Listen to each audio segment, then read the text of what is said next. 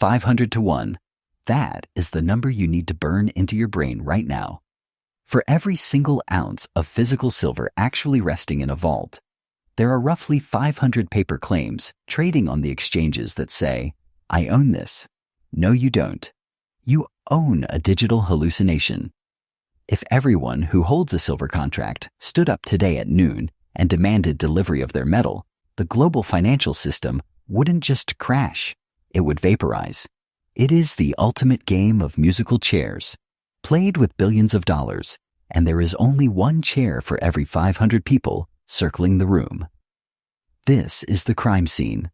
Mother Nature is a strict accountant, and she puts silver in the Earth's crust at a ratio of about 8 ounces for every 1 ounce of gold. Historically, for thousands of years, pharaohs and kings valued it at about 15 to 1. But today, the market treats silver like it's gold's ugly, embarrassing cousin, often trading at 80 or 90 to 1. This geological absurdity defies every law of physics and scarcity. So why is the price so low when the metal is so rare? Because the price you see on your screen isn't real.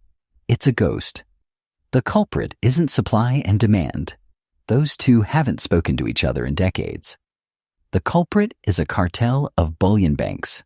Let's call them the paper masters, who realized a long time ago that you don't need to own the metal to control the price. You just need to print enough paper contracts to drown out the buyers. They have turned the most conductive, reflective, and indispensable metal on the periodic table into a purely speculative gambling chip, completely detached from reality. Welcome to the biggest rig in history. Rewind the tape to the 1970s. Bell-bottoms, bad hair, and an economy that was circling the drain. Inflation was tearing through the country like a wildfire, turning the mighty US dollar into a melting ice cube in a Texas summer. While the average Joe was just trying to afford gas, two brothers were sitting on a mountain of oil money and looking at the financial system with deep, squinty-eyed suspicion. Enter Bunker and Herbert Hunt. These guys weren't your typical Wall Street suits sipping martinis. They were Texas royalty, and they had a gut feeling that paper money was a scam. They decided to hedge their bets, and they chose silver. But because they were Hunts, they didn't just buy a few coins for a rainy day. No, they decided to buy the whole damn storm. They started vacuuming up silver like they were trying to drain the ocean with a straw. They bought physical bars. They bought futures contracts. They chartered airplanes to fly bullion to Switzerland because they didn't even trust American vaults. It was the most aggressive, all-in move the world had ever seen. But here is where they terrified the establishment. In the futures market, it's an unspoken rule that you're just supposed to bet on the price and then settle in cash. It's a gentleman's game of passing paper back and forth. The Hunts didn't care about the gentleman's agreement. When their contracts expired, they looked the bankers in the eye and said, "Give me the metal." They stood for delivery. They were taking the physical chips off the table and taking them home. This is the nightmare scenario for the paper masters. The casino realized that these two cowboys were about to break the bank, not by cheating, but by simply demanding the one thing the bank didn't actually have enough of, the real thing. By January 1980, the panic in the air was thick enough to choke on. The price of silver wasn't just climbing. It was going vertical, blasting off like a rocket fueled by pure revenge. It hit $10, then smashed through $20, and finally kissed the stratosphere at $50 an ounce. In today's money, that is an astronomical sum. The Hunts were sitting on billions in paper profits, and the crowd went wild. Average people were rushing to pawn shops, melting down grandma's tea sets, and selling the family silverware just to get a piece of the action. It was a mania, a gold rush for the common man. But behind the closed doors of the New York exchanges, the atmosphere wasn't manic. It was apocalyptic. The paper masters, the bullion banks, and the brokerage houses that had bet against silver were staring into the abyss. They were short, the Hunts were long, and the margin calls were coming in like a tsunami. If the price went any higher, or even stayed where it was, The establishment wasn't just going to lose money. They were going to be wiped off the face of the earth. The entire financial architecture of Wall Street was trembling because a couple of Texans called their bluff.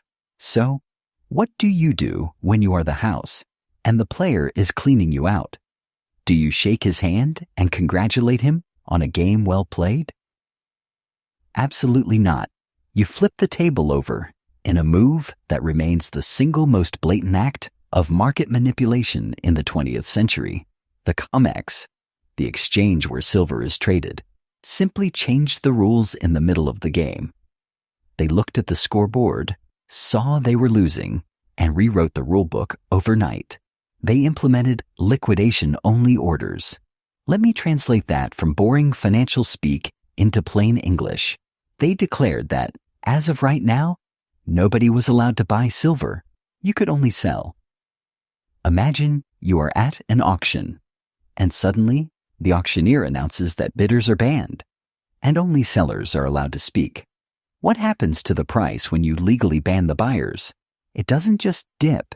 It creates a vacuum. It falls off a cliff. It was a rigged demolition. They didn't beat the Hunts with smarter trading or better economics. They tied the Hunts' hands behind their backs and then beat them to a pulp. It was the ultimate proof that the free market is only free as long as the right people are winning. March 27th, 1980. Mark it on your calendar in red ink. They call it Silver Thursday, but it looked more like a public execution in the town square. After the rules were changed, the bottom didn't just fall out. It was kicked out with a steel-toed boot. The price of silver cratered. It went from the dizzying heights of $50 down to under $11 so fast, it left skid marks on the charts. And then came the phone call, the margin call. This is the dread of every trader. But for the Hunts, it wasn't a request for a few $1,000. It was a demand for $100 million. Immediately. It was the banking equivalent of a mob boss showing up at your door with a baseball bat. The Hunts were billionaires on paper, but they were cash poor. They had all their money tied up in the metal. To pay the banks, they had to cannibalize their own empire. They were forced to sell their oil fields, their cattle, their real estate, and, cruelly, the very silver they had fought so hard to acquire. They were forced to sell into the crash, driving the price down even further, in a death spiral engineered by the very people collecting the debt. The establishment didn't just want their money back. They wanted to make an example. They stripped the Hunts to the bone and paraded their financial corpses through the Wall Street Journal. The message was loud, clear, and terrifying. We own the casino. You are just guests. If you try to corner the market, we will corner you, and we will break you. The Hunts were ruined. The banks were bailed out by the Fed, of course, and the price of silver was put back in its cage for another 30 years. The rebellion was crushed. You might think the war ended when the Hunts were dragged off the battlefield. Cute. The war didn't end. It just went underground and got a whole lot dirtier. The banks realized that crude rule changing was too visible. They needed a weapon that was silent, invisible, and devastatingly effective. They found it in the naked short. In a normal, sane universe, shorting a stock means you borrow a share from someone, sell it, and hope to buy it back cheaper later. It's risky, but it's honest. But the paper masters? They didn't want to be honest. They wanted to be gods. They started selling contracts for silver that did not exist. They didn't borrow the metal. They didn't own the metal. They just imagined it. Think of it this way. Imagine you are trying to sell your house for $1 million. Suddenly, a guy in a suit shows up across the street and lists an identical house, same address, same bricks, for $500,000. Then he lists another one, and another. He lists 1,000 copies of your house for pennies on the dollar. What happens to the value of your house? It crashes. That is what they did to silver. They turned the futures market into a giant Xerox machine. Whenever the price of silver tried to stand up, whenever legitimate industrial demand started to push the value to its true level, the banks would smash the print button. They would flood the market with billions of ounces of paper silver, diluting the supply instantly. It's a magic trick. They use infinite paper to suppress the price of a finite resource. And here's the kicker, the part that should make your blood boil. While they were using paper to stomp the price into the dirt, they were quietly using their profits to buy up the actual physical metal at the artificially low prices they created. They were robbing you and using your own wallet to pay for the getaway car. Welcome to the Death Star. If the paper masters are an army, the precious metals desk at J.P. Morgan was their special forces unit. For years, they ran a scheme so sophisticated, so brazen, that it became the stuff of legend. They turned market manipulation into an assembly line. They called it spoofing. But that sounds too playful, like a prank you play on a sibling. Let's call it what it is. Digital hallucinations designed to steal your money. Here is how the cheat code worked. A trader sits at his terminal sipping his coffee. He wants to buy silver cheap, so he enters a massive sell order, enough to crash the market, but he has zero intention of ever actually selling. He programs the algorithm to cancel the order the exact millisecond before anyone can buy it. But the market sees the order. The high-frequency trading bots see the order. Panic ensues.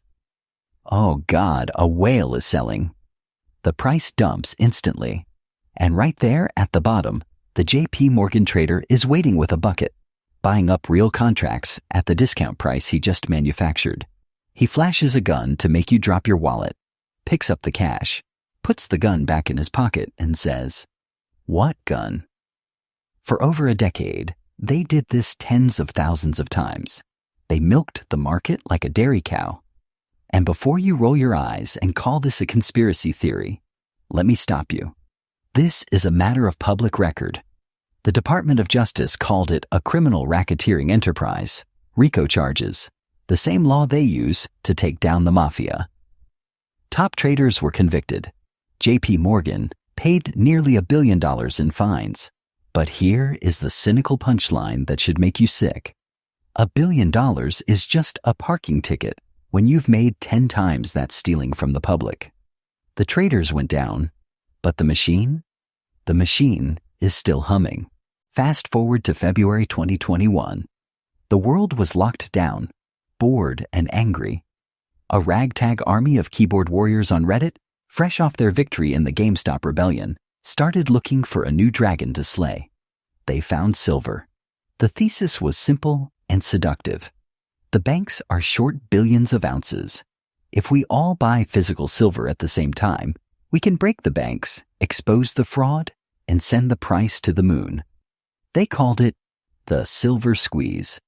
It was a beautiful moment of collective delusion. For about 48 hours, it felt like the French Revolution with Wi-Fi.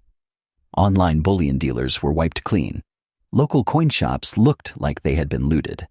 The physical metal was vanishing from shelves faster than toilet paper in a pandemic. The price spiked to $30, and the internet cheered. They thought they had the Death Star in their sights. But they forgot one thing. The empire strikes back. And the empire doesn't fight with physical metal. They fight with paper. As retail investors were draining the physical vaults, the paper masters simply logged into their terminals and hit Ctrl+P.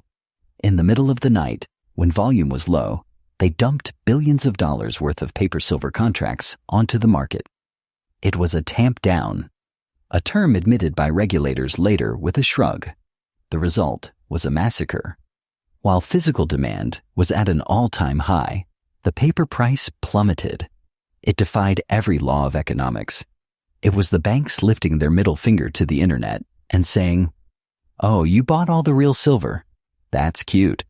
Watch us sell a year's worth of fake silver in 10 minutes and crash the price anyway." The retail mob brought digital pitchforks to a nuclear war. The squeeze failed not because the little guys were wrong, but because the casino has an infinite supply of chips. Here is the thing about reality. You can ignore it, you can manipulate it, but eventually it kicks down the door and breaks your legs. While the paper masters are busy playing video games with the price on the COMEX, the real world is running into a brick wall of physics. You see, you can print a paper contract until your fingers bleed, but you cannot print a single ounce of silver. You have to dig it out of the ground, and the ground is getting stingy. We are marching blindly into an industrial buzzsaw.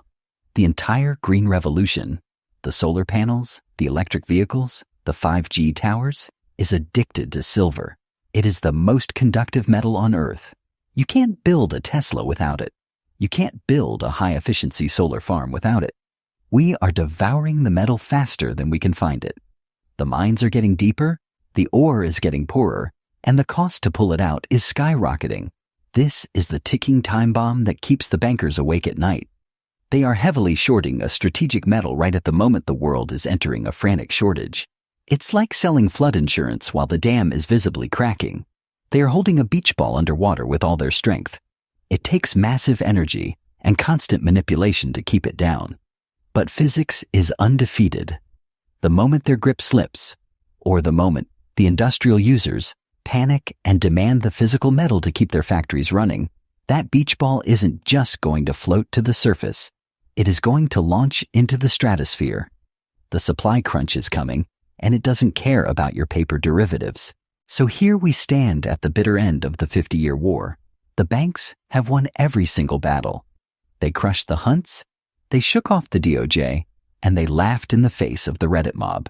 But make no mistake, they are destined to lose the war. Why? Because you can counterfeit a dollar, and you can counterfeit a contract, but you cannot counterfeit an element on the periodic table. The laws of man can be rewritten overnight by a panic-stricken committee at the COMEX, but the laws of supply and demand are written in stone. The Hunt brothers failed because they were playing a game of greed. The next break won't be about greed. It will be about survival. When the tech giants, the governments, and the green energy crusaders finally realize there isn't enough silver to build the future they promised, the paper price will become irrelevant instantly. It will be a desperate, violent scramble for the physical shards of the moon. The poor man's gold has been mocked, suppressed, and manipulated for half a century. It is the only asset in the world that is simultaneously indispensable to modern life and priced for bankruptcy. But the dam is cracking, the water is rising, and when it finally breaks, the paper masters will drown in their own liquidity, while those holding the metal will find themselves standing on the only solid ground left in a dissolving economy. The paper era is dying. Long live the real thing.